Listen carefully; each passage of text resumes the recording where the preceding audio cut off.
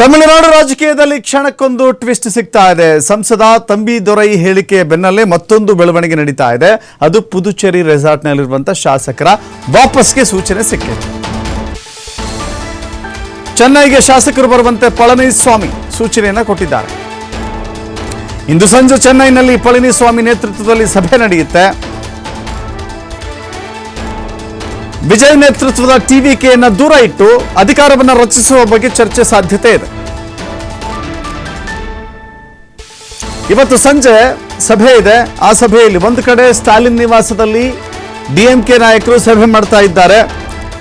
ಅಣ್ಣಾ ಡಿಎಂಕೆ ಜೊತೆ ಕೈ ಜೋಡಿಸಬೇಕೋ ಬೇಡವೋ ಅಂತ ಹೇಳಿ ಈಗ ಪಳನಿಸ್ವಾಮಿ ಸೂಚನೆ ಕೊಟ್ಟಿದ್ದಾರೆ. ಪುದುಚೇರಿಯಲ್ಲಿರುವ ರೆಸಾರ್ಟ್ನಲ್ಲಿರುವಂತಹ ಶಾಸಕರು ವಾಪಸ್ ಬನ್ನಿ, ಮೀಟಿಂಗ್ ಮಾಡೋಣ, ಒಂದು ತೀರ್ಮಾನವನ್ನು ತೆಗೆದುಕೊಳ್ಳೋಣ, ನಾವು ನಮ್ಮ ರಾಜಕೀಯವಾಗಿ ಮುಂದಿನ ನಡೆ ಹೇಗಿರಬೇಕು ಅಂತ ಹೇಳಿ.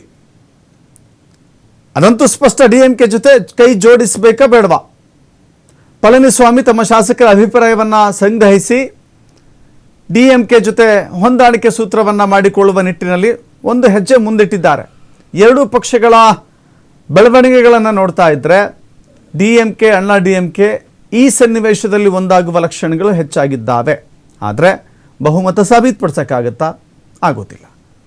ಆದರೂ ಕೂಡ ಮ್ಯಾಜಿಕ್ ಏನು ನಡೆಯುತ್ತೆ ನೋಡಿ. ವಿಸಿಕೆ ಪಕ್ಷ ಹೇಗೋ ಡಿಎಂಕೆ ಅಥವಾ ಡಿಎಂಕೆ ಜೊತೆ ಹೊಂದಾಣಿಕೆಯಲ್ಲಿರುವಂಥ ಎಡಪಕ್ಷಗಳು ಅವೆಲ್ಲವನ್ನು ಸೇರಿಸಿಕೊಂಡು ಮುಂದೆ ಹೋದರೆ ಸುಲಭವಾಗಿ ಸರ್ಕಾರವನ್ನು ರಚಿಸಬಹುದು ಅಂತ ಹೇಳಿ ಅವರ ಲೆಕ್ಕಾಚಾರವನ್ನು ಇಟ್ಕೊಂಡಿದ್ದಾರೆ.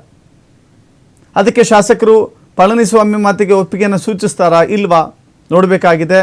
ಒಂದು ಕಡೆ ಟಿವಿಕೆ ಅತಿ ಹೆಚ್ಚು 108 ಸ್ಥಾನಗಳನ್ನು ಪಡೆದುಕೊಂಡು ಸರ್ಕಾರ ರಚನೆಯ ಕಸರತ್ತಿನಲ್ಲಿದ್ದರೆ, ಟಿವಿಕೆಯನ್ನು ದೂರ ಇಟ್ಟು ಡಿಎಂಕೆ ಮತ್ತು ಅಣ್ಣಾ ಡಿಎಂಕೆ ಅಧಿಕಾರವನ್ನು ರಚಿಸುವಂಥ ಬಹಳ ದೊಡ್ಡ ಪ್ರಯತ್ನವನ್ನು ಮಾಡ್ತಾ ಇದ್ದಾರೆ. ಇಬ್ಬರ ಪ್ರಯತ್ನದಲ್ಲಿ ಯಾರ ಪ್ರಯತ್ನ ಫಲ ಕೊಡುತ್ತೆ ನೋಡೋಣ.